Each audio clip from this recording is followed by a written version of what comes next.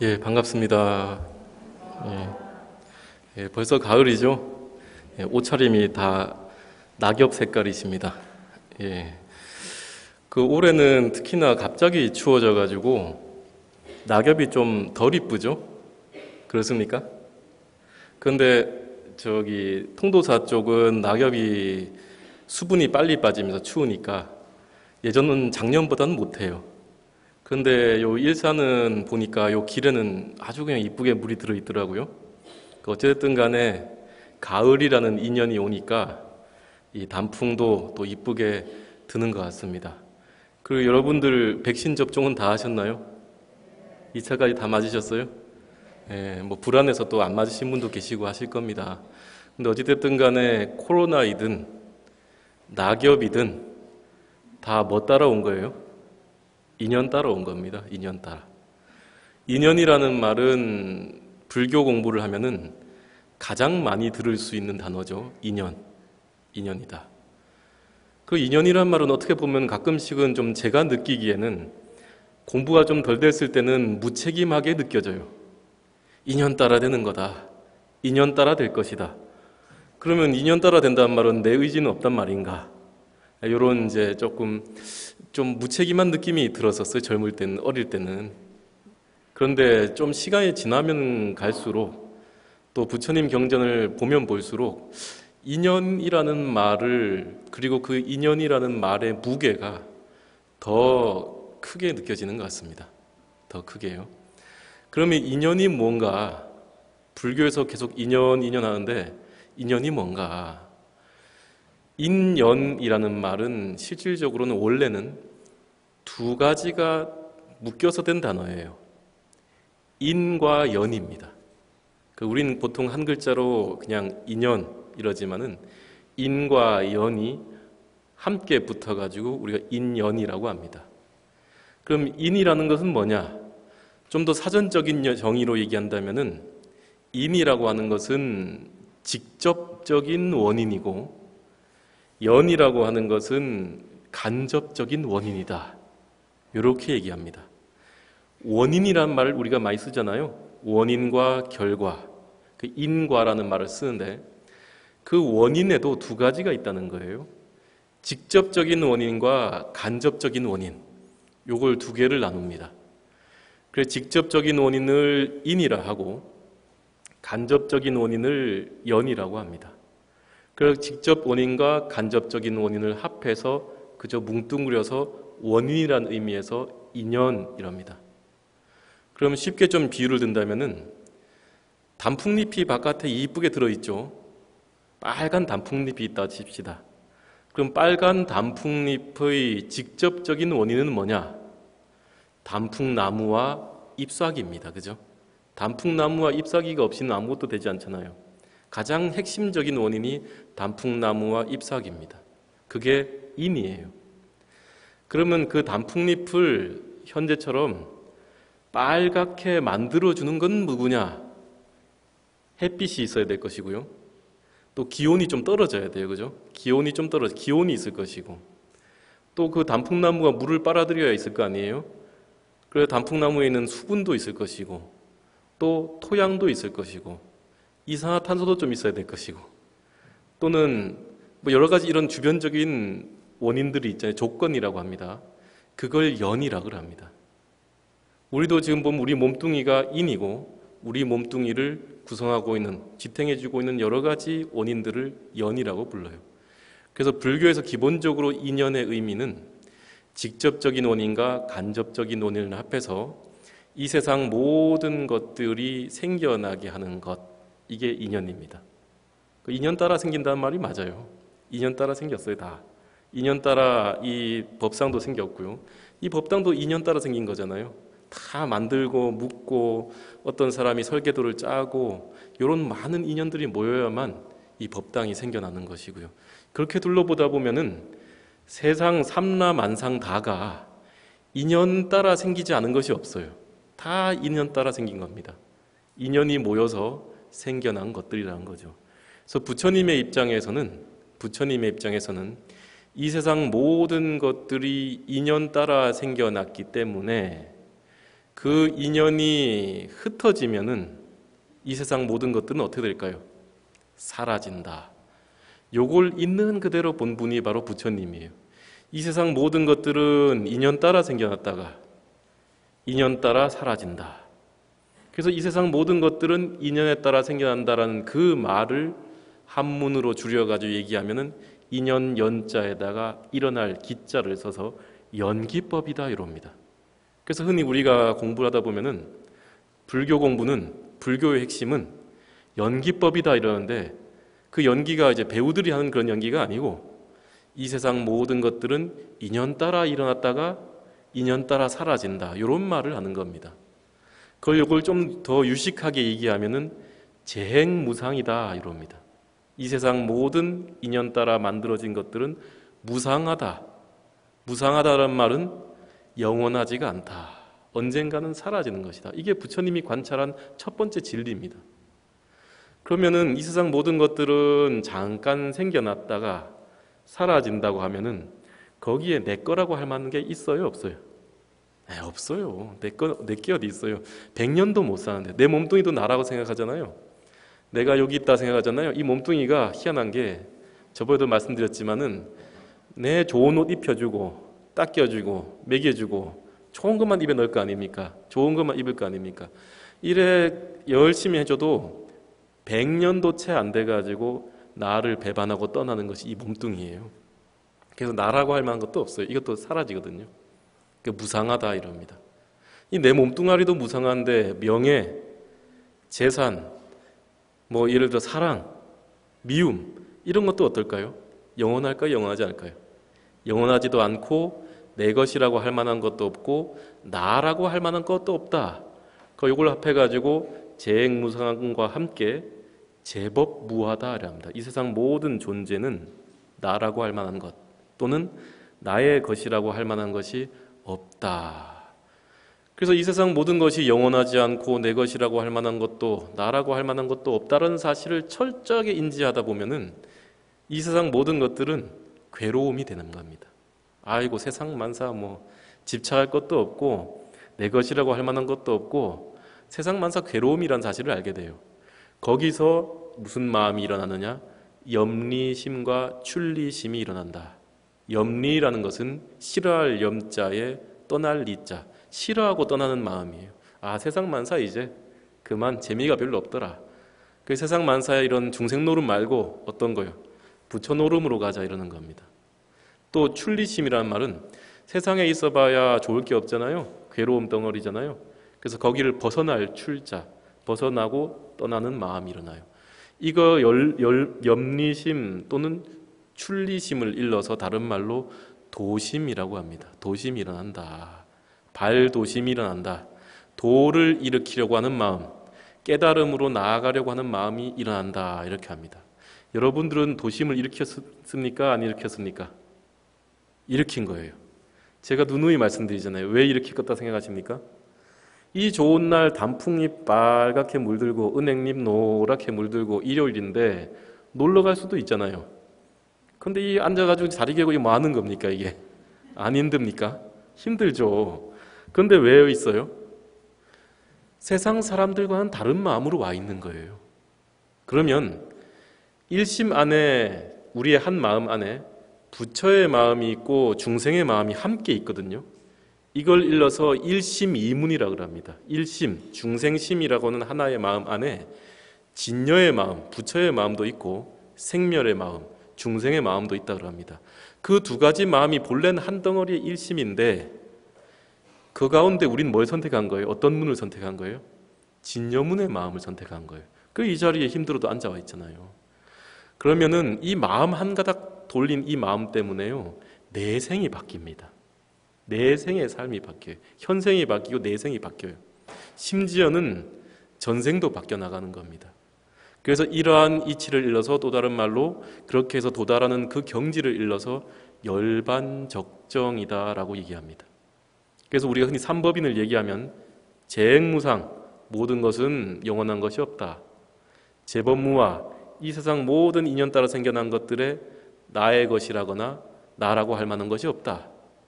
그 두 가지를 철저하게 인식한 것을 일체 계고, 세상 모든 것은 괴로움이다.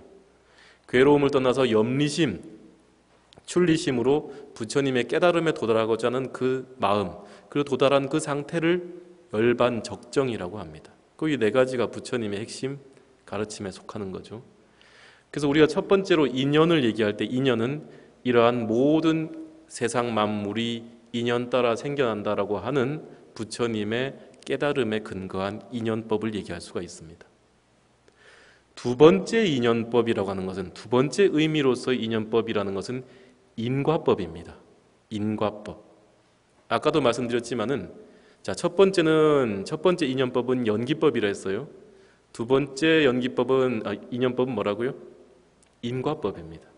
인과법이라는 것은 한마디로 얘기해서 착한 일을 하면은 즐거운, 좋은 과보를 받고, 나쁜 일을 하면은 악한 과보, 괴로운 과보를 받는다, 이 말이에요. 그 인과법은 아주 분명해서 인과법은 한치의 오차도 존재하지 않는다, 이렇게 얘기합니다. 그 흔히 우리가 선인락과 악인고과, 선인선과 악인악과 이런 말을 쓴단 말이죠. 그 착한 일한 놈은 좋은 일 생기고, 나쁜 일한 사람은 안 좋은 일이 생긴다, 이 말인 겁니다. 그런데 이 인과업보의 이론이 어떻게 일어나는가라고 하면, 제가 예전에 한번 업을 가지고 얘기 드린 적이 있는데, 우리가 지은 행위, 우리가 지금 하고 있는 모든 행위들이 업으로 저장된다 했죠. 업이 되고, 이 업이 종자로 저장된다. 종자라는 말은 씨앗이다, 이 말이죠. 씨앗의 형태로 저장된다. 어디에다가요? 우리 마음이 8가지로 이루어져 있는데, 그 가운데 가장 깊은 마음인, 가장 심인 아뢰아식에 저장된다. 그 우리 마음 안에는 다 CCTV가 있다, 블랙박스가 있다, 이거예요. 우리가 하는 행위들이 다 저장이 돼요. 그 저장이 어떤 형태로 되느냐? 비자, 바로 씨앗의 형태로 저장이 된다. 그 업종자라는 말을 씁니다. 이 업종자가 원인이 돼가지고 우리가 살아가고 있는 이 세상의 삶을 결과로서 일으켜낸다라고 하는 겁니다. 그런데 이 업종자가 특징이 3가지가 있다 했죠. 3가지 특징이 있어요. 첫 번째, 상속된다. 상속된다는 말은 이 업은요, 우리가 죽어도 가져가는 겁니다. 내생, 후생, 그 내생이 이어진다 하더라도 내가 지은 업은 끝까지 따라다닙니다. 이걸 상속이라 그래요. 끊어지지 않고 이어진다, 이 말이에요. 그래서 우리가 지은 업은 우리가 결국은 다 받아야 되는 겁니다. 자작자수라 그래요. 내가 지은 업은 내가 받는다. 부처님마저도 뭐라 그러느냐? 부처님이 할 수 없는 3가지 삼불능이 있거든요.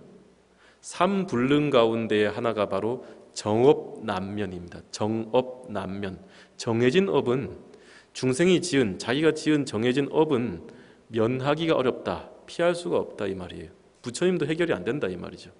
그런 말이 있습니다. 내가 지은 업은 누가 해결해야 돼요? 내가 해결해야 돼요. 부처님이 그런 말을 하죠. 목마른 당나귀를 끌어다가 물가에 갖다 놔줘도 그 당나귀가 그 물을 마시지 않는다면 갈증이 해소되지가 않는 거예요. 물가에 갖다 놓는 사람은 부처님이고, 물가에서 물을 마시는 놈은 누구예요? 중생 자신이 돼야 되는 거죠. 내가 마시는 겁니다. 그래서 어찌됐든 간에 이 업은 상속한다, 끊임없이 이어진다. 그 다음 두 번째, 이 업은 전변한다. 좀 말이 어렵죠. 전해지고 변해간다, 이 말. 굴러지고 변해간다. 이 말은 뭐냐면요, 업이라는 것이 내가 지었다고 해서 영원불멸하게 존재는 하지만은 이 형태나 성격이 안 바뀌고 있는 게 아니라, 이 말이에요. 요게 세세생 살아가면서 찰나찰나 순간순간 업이 바뀌어가요. 바뀌어간다는 말은 뭐에 따라 바뀌어가느냐? 내가 지금 현재 행하고 있는 몸으로 짓는 행위, 입으로 하는 말, 머리로 짓는 생각, 신구의의 행위에 따라서 업이 바뀌어간다는 거예요. 그러니까 전생에 아무리 악한 일을 했던 사람도 현생에 내가 좋은 일을 하고 복을 닦고 수행하는 사람은 그 업이 어떻게 돼가는 거예요? 바뀌어가요. 그게 불교의 구제론인 겁니다. 악한 중생이 구제하는 방법은 내가 부처님 가르침을 따라서 수행함으로써 내 행위를 바꿔감으로써 내가 나를 구제하는 게 불교의 구제론입니다. 내 업을 바꿔나가는 거예요. 여러분들 지금 일요일날 여기 지금 와 있죠? 여기 올려는 그 마음 하나의 의업에 의해 가지고 전생에 내가 지은 중생의 업이 180도 바뀌어가는 겁니다. 찰나찰나 바뀌어가요. 그럼 그 아라야식에 저장되어 있던 업종자들이 계속해서 바뀌어나가다 보면은 어떻게 될까요? 악업은 줄어들고 그 업의 성격이 악의 성격은 줄어들고 선의 성격은 증장하며 나아가서는 무루복을 지어서 해탈하게 된다, 이 말을 하는 겁니다. 결국은 그 열쇠가 지금 행하고 있는 행위에 있다. 그래서 인연법은 인과법인데 인과는 분명해서 영원히 끊어지고 이어지지만은 우리가 순간순간 행하는 행위에 따라서 전생의 업이 바뀌어가고 현생의 업이 바뀌어감으로써 내생이 바뀌어간다는 겁니다. 여러분 전생 볼 수 있습니까? 전생이 보여요? 안 보이죠? 이미 보고 있는데 못 보고 있는 겁니다. 여러분 전생 보고 싶으면 지금 내가 살고 있는 꼬라지를 보면 된다. 내가 지금 살아가고 있는 이 좀 속된 말 꼬라지가 전생의 내 모습이에요. 전생 지은 걸 받고 사는 거예요. 그럼 내생이 보고 싶습니까? 오늘 별거 다 한다, 그죠? 내생이 보고 싶습니까? 내생은 뭘 보면 될까요? 내가 지금 하고 있는 거 보면 되는 겁니다. 전생을 보고 싶으면 내가 지금 받고 있는 상황을 보면 되는 것이고요. 내생을 보고 싶지 않고 한다면은 내가 지금 하고 있는 걸 보면 돼요. 내가 지금 뭐하고 살고 있나를 보면 돼요. 내가 지금 하고 있는 것이 뭘 결정하니까요. 내생을 결정하는 거예요. 그렇다면 전생이든 내생이든 다 어디에 있어요? 이 자리에 있는 겁니다. 이 마음 안에. 일심 안에 들어가 있는 거예요. 이 일심 안에. 그래서 그러한 형태를 일러서 중중무진의 세계관을 얘기하는 화엄에서는 화엄경에 대한 요약본인 의상조사 법성계를 보면은 9세 10세 호상즉 요럽니다. 9세 10세 호상즉 과거의 과거 현재 미래, 현재의 과거 현재 미래, 미래의 과거 현재 미래 합하면 9세예요. 요게 다 어디에 들어가 있어요? 1심, 제10세인 1심 안에 들어가 있는 거예요. 내 마음 안에 다 들어가 앉아 있는 겁니다. 내 마음은 또 어디 있어요? 지금 현재에 있잖아요. 그래서 행위가 바뀌면 이 세상 삼라만상 3세가 다 바뀌는 겁니다. 그렇게 나아가요. 그래서 그런 인연법을 얘기한다라는 겁니다. 우리가 이제 업을 짓는다고 했죠. 업을 짓는 거에 따라서 내생이 바뀐다 했어요. 그러면은 우리가 다음 생에 몸을 받을 때는 어떤 메커니즘으로 받아가는가라고 하면 업 따라, 인연 따라 받아간다라고 합니다. 애욕이 많은 사람은 애욕 경계에 떨어지고요. 탐욕이 많은 사람은 탐욕 경계에 떨어지고 화를 잘 내는 사람은 화를 잘 내는 수라세계의 경계에 떨어지는 겁니다. 지옥악이 축생 가운데 떨어지는 거예요. 자기가 원하는 바에 따라서 내가 평소에 익힌 바에 따라서 따라가는 겁니다. 내가 평소에 어떤 행위를 많이 하느냐에 따라서 업종자가 그거에 따라간다. 이걸 일러서 업종자의 차별성이다 이렇게 합니다. 아까 얘기했죠. 업종자 계속 얘기하고 있죠. 업은 상속, 끊임없이 이어지고 전변, 현재 내 행위에 따라서 변해가고 시시각각 마지막으로 차별, 내가 가장 많이 지은 것들이 가장 먼저 나타난다. 이게 업종자의 특성 세 가지입니다. 세친의 성업론에 나온 얘기죠. 그래서 우리가 이렇게 바뀌어가는데 부처님은 다음 생에 태어날 때 또는 보살님들은 법신보살님들, 관세음보살이나 이런 분들이 있죠. 이런 분들은 중생을 구제하기 위해서 원력소생을 합니다. 중생은 자신이 지은 업에 따라서 자기 의지와는 상관없이 끄달려가는 업력소생을 해요. 그 중생은 자기가 죽어도 죽은 줄도 모르고 다음에 뭘로 태어날지도 몰라요.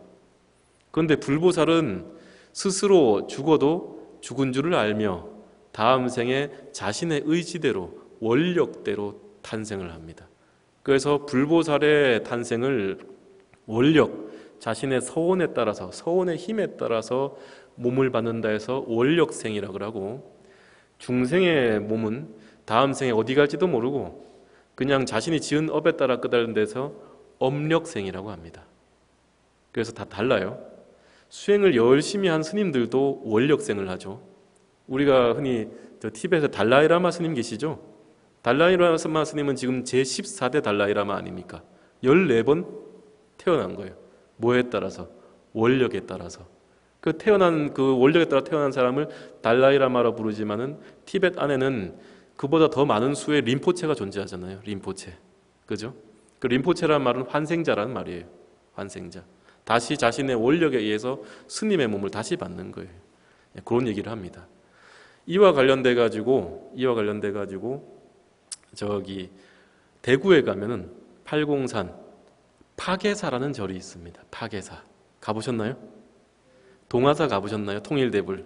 얼마 전에 저 대종사 품서식이 있어서 다녀왔는데요. 그 동화사의 말사로서 파계사라는 절이 있습니다. 파계사니까 어감이 좀 그렇죠. 파계사.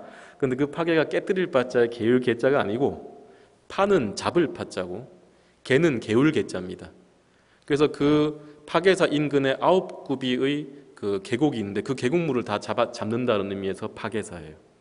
그 개자는 많이 써요. 설 이름으로. 저 북한에 가면 북한 쪽 고성에 가면 신계사가 있죠. 신이야 신자에다가 개울물 할 때 개자. 여기 수유동 쪽 옆쪽에 가면 화계사가 있죠.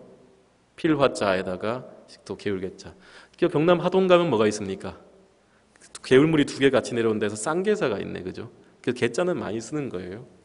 어쨌든 간에 대구에 파계사에 주지 스님인 용파 스님이라는 스님이 계셨는데 이 용파 스님이 조선 숙종 말렵에 파계사의 주지를 살았던 스님이에요.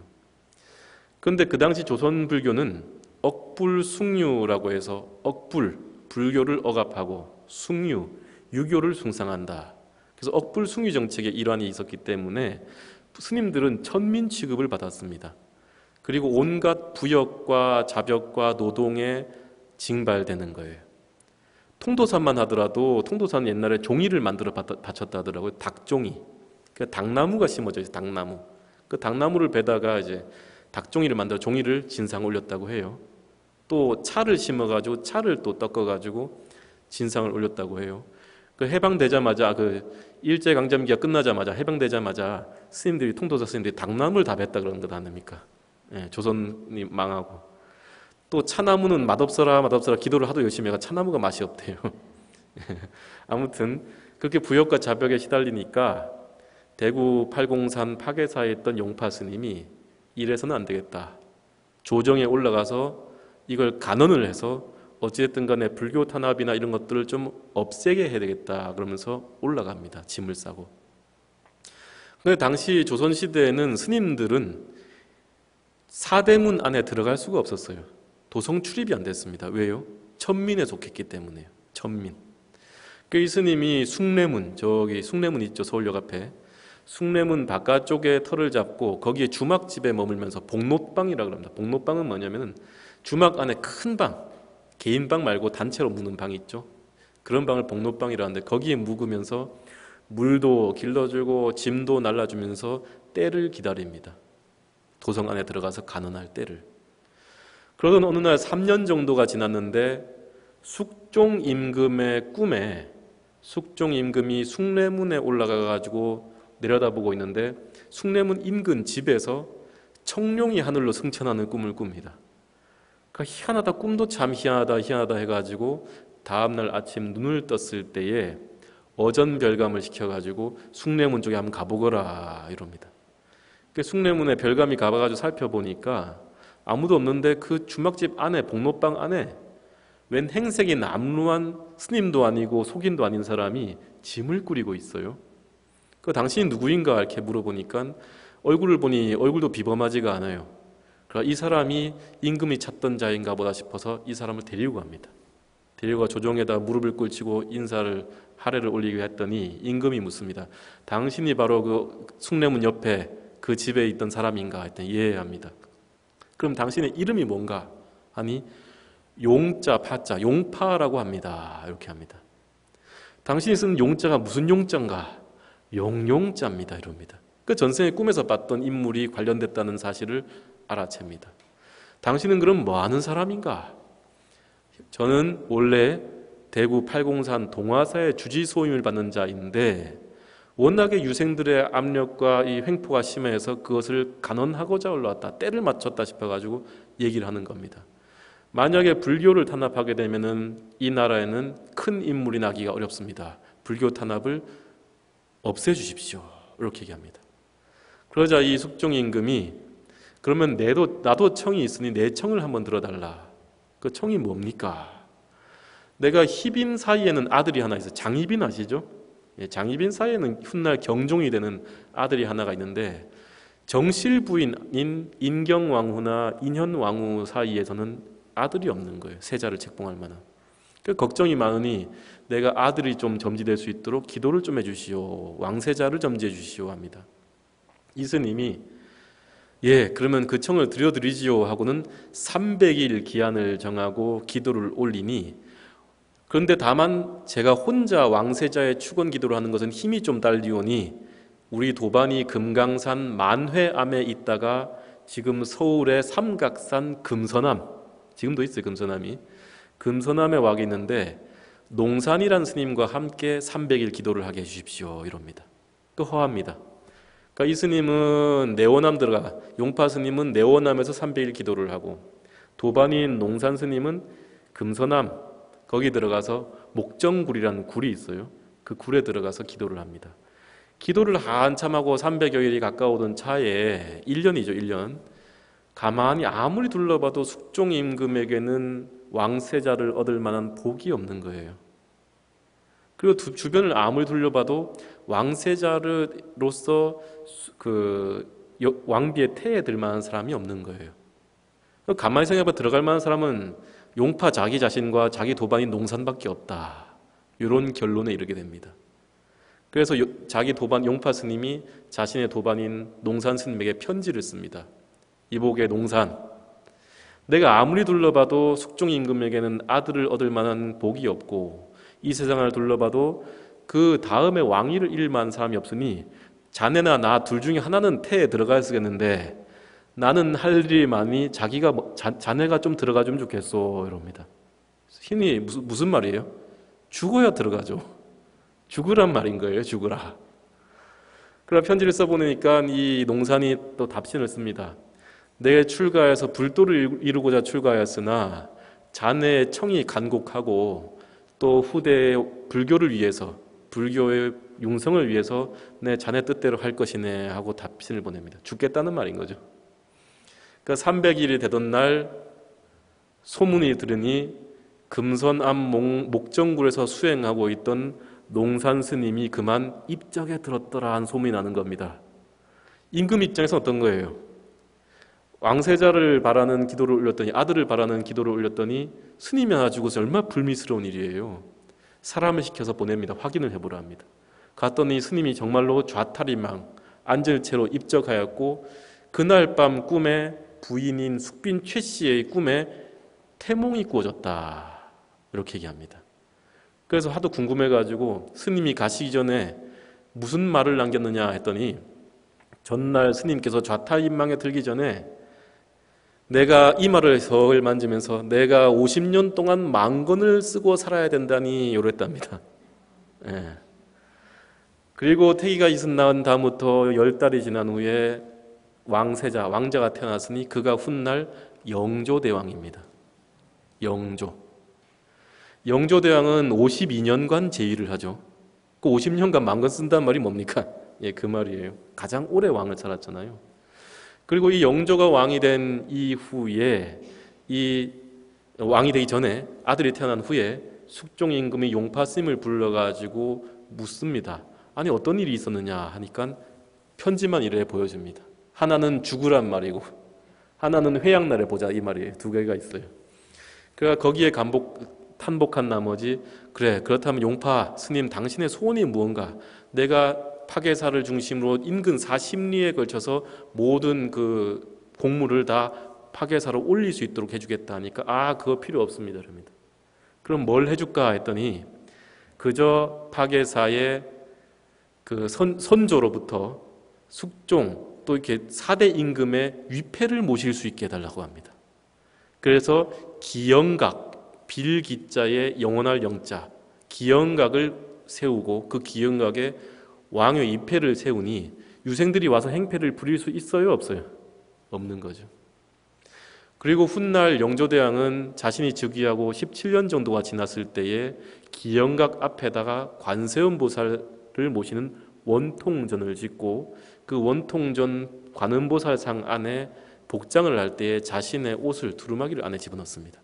그게 1976년도에 발견이 돼요. 영조대왕의 옷이 지금 민속문화자료로 지정이 돼 있거든요. 그 나오고 얼마 전 신문을 보니까 지난 9월 달에 기영각 보수 불사 공사를 했더라고요. 박예사에서. 하여튼 그런 일이 있습니다.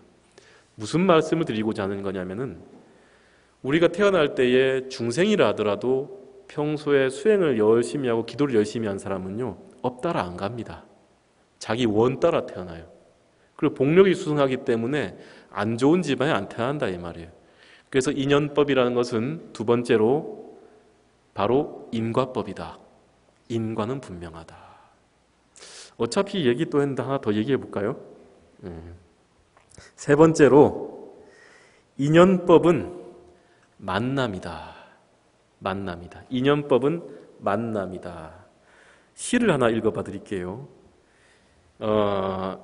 창작과 비평이라고 해서 아주 유명한 잡지가 있어요.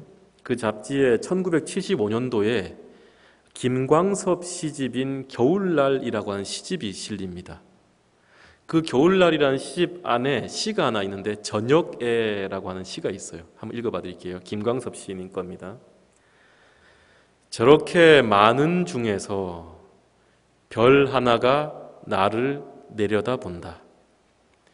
이렇게 많은 사람 중에서 그 별 하나를 쳐다본다. 밤이 깊을수록 별은 밝음 속에 사라지고 나는 어둠 속에 사라진다. 이렇게 정다운 너 하나 나 하나는 어디서 무엇이 되어 다시 만나랴. 갑자기 웃음이 나는 분들 있죠. 어디서 많이 들어봤다 그죠? 앞에는 잘 긴가민가 했는데 뒤에 가니까 이렇게 정다운 나오는 것부터는 너 하나 나 하나 나오는 것부터는 아시는 분 계시죠? 뭡니까 이게? 유시형, 유의형이라는 형제가 있어요. 이 형제가 1981년도에 만든 그룹 중에 하나가 유심초라는 그룹이 있고 이 유심초 그룹이 부른 노래 중에 어디서 무엇이 되어 다시 만나려라는 노래가 있습니다. 이 노래 딱 귀에 쟁쟁하실 텐데 저도 귀에 쟁쟁한 지경인데요. 이 노래를 보면 어디서 무엇이 되어 다시 만나랴. 여러분들 지금 이 자리에 우리 만나고 있잖아요. 만남이라는 것은 보통 일이 아닙니다. 시간과 공간이 있어야 돼요. 시공이 만나져야만 그 자리에 만나지는 거예요. 또 인연이 있어야 만나지는 거죠. 지금 만나 있잖아요. 그럼 다음 생에 우리가 어디서 어떤 모습으로 만나게 될까요? 알까요? 모르죠. 어떻게 만날지 모릅니다. 그렇지만 우리는 지금 이 보고 우리가 이 자리에 앉아있는 이 인연만큼은 분명하잖아요. 이 인연이 분명하기 때문에 내 생의 인연도 분명하다라는 거죠. 옛날에 혹시 조계사 가보신 분들 계시겠지만은 조계사 가면은 그 조계사의 그 해우 앞에 마당 일주문 쪽 왼쪽에 가면은 건물이 하나 서 있습니다. 옛날 우정총국이에요. 우정총국이란 말은 우정국이란 말은 우정사업소란 말을 쓰는 것처럼 옛날에 우편 관련된 업무를 보던 우정사업소가 있던 자리입니다. 옛날 우정총국이라 해서 그 조선 구한말에 우편 관련된 일을 담당하던 곳이에요. 거기에 아주 유명한 사건이 있었잖아요. 뭔가요? 1884년에 거기서 갑신정변이 일어납니다. 김옥균과 박영효 등을 위시로 한 홍영식 등 위시로 한 급진적 개화파들이 거기서 갑신정변이라는 개화 운동을 펼칩니다. 그런데 그게 3일 천하에 끝나버리죠. 3일 만에 그 갑신정변이 무마가 돼버립니다.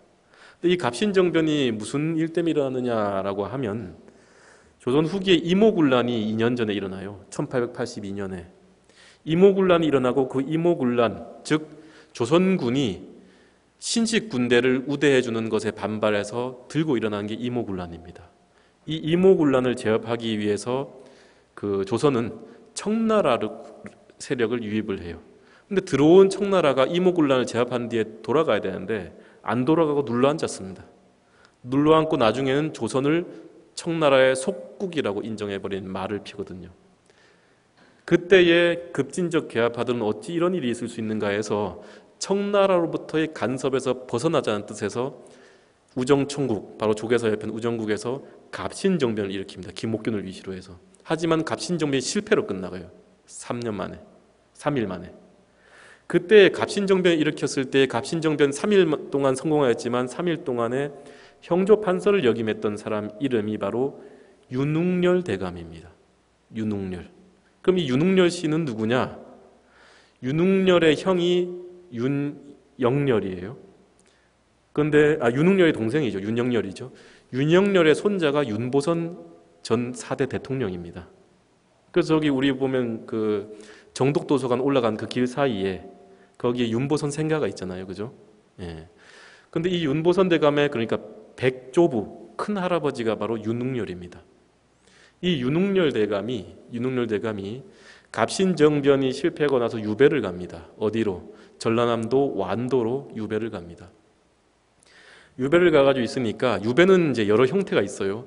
위리 안치라 해가지고 바깥이 안 보이게 초가집 안에다가 완전히 매장시키는 산무덤을 만드는 경우가 있고, 죄가 좀 약하면 그 인근은 돌아다닐 수 있게 하는 좀 덜한 유배 생활도 있어요. 윤웅열 대감은 좀 약한 유배를 했는지 완도 일대는 돌아다닐 수 있었는가 봐요. 그 3년 동안 유배 생활을 하고 있는데 너무너무 지겨운 거예요. 지겨워가지고 지겨워하고 있으니 상노, 자신의 이제 노비죠. 노비 가운데, 자신을 모신 노비 가운데 한 사람이 헐레벌떡 뛰어오면서 하는 말이 대감님 요 저작거리에 18살 먹은 처녀가 있는데 아주 용하답니다. 아주 용하다는데 거기 가서 심심한데 점이나 한번 보시죠. 얼마나 유명했던지 육지 사람들도 와서 점을 봅니다. 이럽니다. 그래가 호환 마마 귀신이 들은 그 점쟁이라고 해요. 그러니까 이 윤육열 대감은 유학자잖아요. 선비잖아요. 체면에 가기가 좀 그렇거든요. 그래서 노비를 시켜가 가가지고 그 점쟁이 보고 이쪽으로 오락해라 이럽니다. 그래서 가가지고 전해줬더니 갔던 노비가 혼자 옵니다. 너 왜 혼자 왔느냐, 안 데려왔냐 했더니 처녀 점쟁이가 얘기하기를 대감님이 아직까지도 대감님인 줄 아십니까? 그런 대감님이 이렇게 행세를 보시면 억만금을 줘도 내 점을 못 봐드리겠습니다. 이랬답니다. 기분이 엄청 나쁘잖아요. 기분이 나빠가지고 아니 이 점쟁이가 내가 누군 줄 알고 하면서 쫓아갑니다. 또 재미삼아 또 겸사겸사 앉아가지고 가가지고 내가 누군지 아느냐 했더니 대감께서는 서울에서 이름 있는 대감이고 지금 귀양을 와 있습니다. 이럽니다. 신통하거든요. 누가 물론 귀뜸 해줄 수도 있겠지만은. 그러면은 내가 지금 3년 동안 유배를 와 있어 소식을 못 들었는데 내 아들이 어디가 있는지 아느냐, 일본 간다고 했던 내 아들이 어디 가는 줄 알느냐 했더니 대감님의 아들은 일본에 있지 않고 지금 미국에서 공부를 하고 있습니다. 그리고 청나라, 중국의 여인을 만나가지고 내년 가을쯤에는 상해에서 결혼식을 올릴 거라고 합니다. 이럽니다. 소상하게 알고 있어요. 신기하게. 희한하잖아요. 그건 자기도 모르는 소식인데. 그러고 있다가 아이고 이 희한하다 싶어가 있다가 왜 우리가 또 제일 궁금하는 거 있잖아요. 나중에 이런 질문을 합니다. 그러면 내 전생이 어떻게 됐길래 내 전생에 무슨 죄를 짓기에 지금 유배를 와 있는가? 이 유배 생활은 언제쯤 끝나겠는가를 물어요. 그러자 이 용한 점쟁이의 이야기를 대감님 걱정하지 마십시오. 보름 뒤면 유배가 끝날 것입니다. 이럽니다. 보름 뒤면 끝날 것이다. 그리고 대감님은 전생에 함경도의 서광사는 제가 예배에서 한번 여러 번 얘기 드렸어요. 이성계의 왕이 될 꿈을 해석해줬다 해서 석광사예요. 서광사에 있는 스님이었는데 법호는 해파요, 법명은 여순이었습니다. 이렇게 얘기합니다. 기똥차죠. 그런데 스님, 대감께서 전생에 스님이었는데 혼자 한 게 아니고 형님도 함께 출가를 했다. 속가 형님도. 그 함께 출가해서 스님이 됐던 사람이다.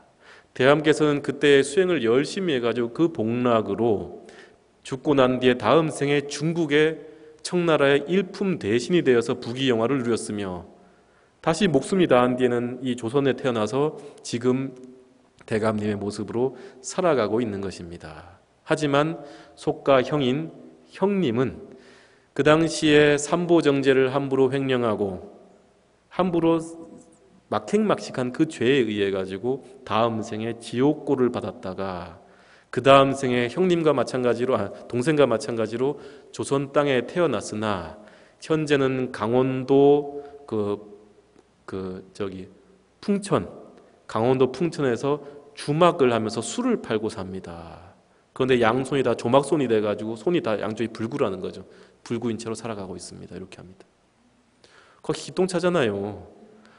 보름이 지났는데 세상에 정말로 유배가 풀립니다. 유배가 풀리고 군부 대신에 올라가요. 군부 대신. 국방부 장관쯤 되겠나요? 군부 대신에 올라가고 소식을 들어보니 정말로 아들이 일본 갔다는 아들이 미국에 갔다가 어떻게 합니까? 청나라 여자를 만나가지고 상해에서 결혼식을 올린다고 전보가 와요. 희한하죠. 그래서 나중에 좀 지나가서 그 좀 자신의 전생 얘기는 잊고 있다가 어느 순간 그것이 하나하나 맞아가니까 신기해가지고 자신들의 호위병과 아들을 데리고 안변, 함경도 안변에 있는 서광사를 찾아가 봅니다. 그 스님들께 물어요. 혹시 해파당 여순이란 스님을 아시는가? 옛날 스님들 중에. 아무도 모르는 거예요. 거기에 살고 있는 원로인 설화 스님까지 찾아가가지고 여쭤봐도 설화 스님도 모른대요. 원로 스님도 모른대요.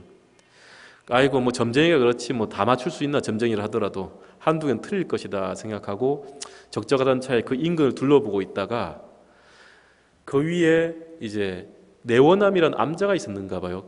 그쪽 함경도 쪽에 서광사 인근에 그 내원암 인근에서 그냥 길을 좀 걷고 병사들과 사냥 비슷한 놀이를 했었는가 봐요. 하는 와중에 웬 돌무더기가 이렇게 쭉 서 있는 걸 발견을 합니다. 그 짚고 있던 지팡이로 이렇게 지켜보니까 스님들 부도인 거예요. 부도 들어보셨죠? 스님들이 입적하시고 나면은 살이나 이 유해를 모셔놓고 탑을 세우는 걸 종 모양이나 이런 모습으로 만든 걸 부도라고 합니다. 부도가 있는데 거기에 딱 글자가 눈에 딱 하고 박히는 게 해파당 현흥의 부도인 거예요. 해파당 그 여순의 부도인 거예요. 그래가지고 이제 깜짝 놀래가지고 그 얘기를 스님들께 하니까 스님들도 다 놀라죠. 다 놀라고 자신의 전생이 실제로 해파 스님이었음을 알게 됩니다. 그것도 자기 형이 또 생각날 거 아닙니까? 그 사람을 시켜가지고 유대승이라는 사람을 시켜가지고 유대방이라는 사람을 시켜가지고 강원도 거기 풍천골에 가가지고 그 술집을 하고 있는 주막을 하고 있는 사람 찾아봐라. 조막손이다. 찾아오는데 이름이 이경운이라는 사람을 찾아옵니다. 그 정말로. 그래 그 사람이 벌벌 군부 되시니까 얼마나 위세가 대단하겠어요. 그 주막하고 있는 그 자신의 전생 형이 벌벌 떨고 있으니까 손을 잡으면서 당신은 내 전생의 형이었는데 지금 수행을 제대로 하지 못하여서 지금 이런 꼴을 당하고 있으니 내가 지금 돈 100냥과 함께 그 배, 옷 지어 있는 배 있죠. 배를 줄 것이니까 주막 술 파는 일 같은 거 하지 말고 돌아가서 염불 하고 수행하고 기도하라 하면서 돈을 지어줍니다. 그렇게 보내줘요. 그게 바로 윤보선 씨의 백조부인 그 윤웅열 대감의 환생설합니다. 예. 그게 무슨 말이냐면은 우리가 지금은 이런 모습으로 지금 다 같이 만나서 살고 있잖아요. 인연법은 만남이에요. 인연법은 만남이에요. 지중한 인연, 옷깃 한번 스쳐도 어마어마한 인연이 있어야만 옷깃이 한번 스쳐지는 거예요. 그런데 지금 이 자리에서 얼굴 마주받고 살고 있고 또 댁에 가시면 살 부비며 살고 있고 하루 종일 얼굴 맞대고 살고 있는 그 가족들의 인연은 얼마나 지중할까요? 그리고 지금은 부모, 형제, 이웃, 친척, 도반으로 살고 있지만은 다음 생에 어떠한 모습으로 만날지는 절대 알 수가 없습니다. 지금으로서는요. 그래서 인연법을 제대로 아는 사람은 인연을 소중하게 여긴다. 어떤 인연부터요? 내 주변에 갖춰져 있는 인연부터 소중히 여겨라는 거죠. 그 인연 가운데는 안 좋은 인연도 있죠. 나를 해코지하는 인연도 있을 거 아니에요. 그 해코지하는 인연은 어떻게 합니까, 스님? 해코지하는 인연은 전생에 내가 지어서 받아야 될 걸 받는다라고 하면 받아들여 보십시오. 스님 억울한데요. 나 전생 기억도 안 나는데요. 그런데 그거 받아야 됩니까? 전생 기억 안 나는 게 죄인 거예요. 전생에 기억이 난다면 그 전생에 내가 지은 업을 지금 받는 거예요. 혹여나 전생에 짓지 않은데 현재에 받는 거라 해도 어떻습니까? 내가 거기서 아이고 내 업보다 라는 순간 어떻게 돼요? 마음이 바뀌는 거예요. 원한을 갚고자 하는 마음에서 뭘로 바뀌어요? 부처님 마음으로 바뀌잖아요. 지금 놀러 가고 싶은 마음이 법당에 나오는 마음으로 바뀐 것처럼 마음이 바뀌는 거예요. 마음이 바뀌면, 현재 이 마음이 바뀌면, 일심이 바뀌면은 생멸의 중생심이 진여의 부처의 마음으로 바뀌어가는 거예요. 현재. 왜? 업종자는 전변하니까요. 순간순간 변해가니까요. 그래서 여러분들이 이제 오늘 제가 3가지 말씀을 드렸어요. 인연에 대해서. 인연법이라는 것은 연기법이다. 세상 삼라만상 모든 것들이 인연 따라 이루어지는 것이고 인연이 흩어지면 사라지는 것이기에 그 어디에도 내 것이라고 할 만한 것이 없고 영원한 것이 없다. 그러니 조금 더 무심한 마음, 조금 더 툭 놓아버리는 마음으로 살아가시라. 2번째, 인연법은 인과법이다. 인과는 분명하여서 우리가 지은 업종자는 영원히 변치 않고 이어지는 상속을 하며 또 가장 많이 지은 업부터 먼저 일어나는 차별이 있으며 또 이 업종자는 영원히 고정된 것이 아니라 우리가 지금 행하고 있는 행위에 따라서 시시각각 변해가는 것이기 때문에 항상 수행하고 기도하고 무루복을 짓는 마음으로 나아가라. 3번째, 인연법이라는 것은 만남이다. 만남이라는 것은 우리가 지은 대로 언제 어디서 어떻게 만날지 모르는 것이 인연법이다. 그래서 지금 우리가 살고 있는 내 주변의 이웃들부터 내 주변의 친지, 가족들부터 그 인연들을 소중하게 여기는 마음을 가지는 불자가 되셨으면 좋겠다. 이런 말씀을 드리면서 오늘 마치도록 하겠습니다. 가을날 행복하시기 바랍니다.